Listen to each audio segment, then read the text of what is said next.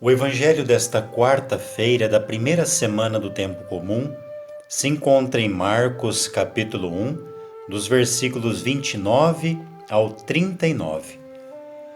Nós iremos hoje dividir esse evangelho de Marcos em 3 partes.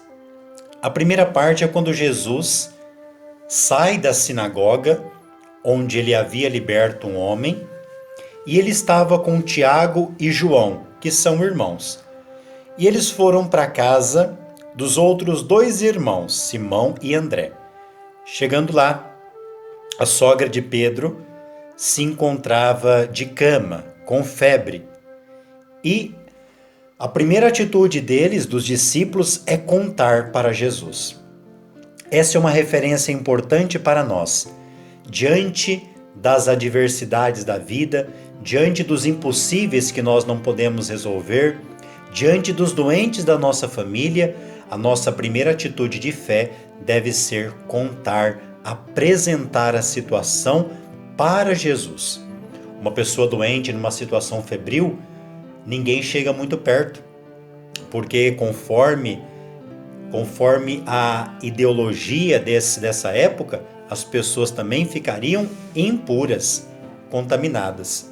Jesus, ele tem um caminho curativo totalmente diferente. O caminho dele é processo e de aproximação.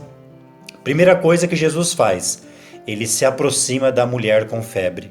O segundo gesto de Jesus, ele segura na mão. O terceiro gesto, ele ajuda ela a levantar-se.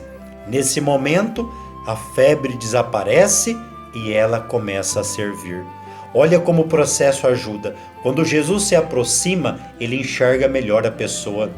Jesus fica próximo e não distante. Segunda atitude, segurar na mão. Quando a gente segura na mão, o doente se sente amado. O doente se sente que ele não está sozinho e Jesus sente o que ela sente. E não diz o texto que Jesus deu um puxão e a fez levantar, mas a mulher que agora segura na mão de Jesus, ela participa no processo de ficar em pé. Jesus ajuda, Jesus colabora, mas ela também com Jesus se levanta. E curada, ela realiza aquilo que Jesus espera de todos os curados: servir. A segunda parte desse evangelho é o momento que na parte da tarde levam a Jesus muitos doentes, possuídos pelo demônio. Tudo isso em frente da casa onde ele está. E Jesus cura muitas pessoas e expulsam muitos demônios. Porém, Jesus não deixava que os demônios falassem. Isso nos lembra também esse momento do evangelho de ontem, quando na sinagoga havia um homem também possuído lá. E Jesus vai dizer para ele: cala-te, cala-te e sai dele. Jesus não deixa que os espíritos, que os demônios falam.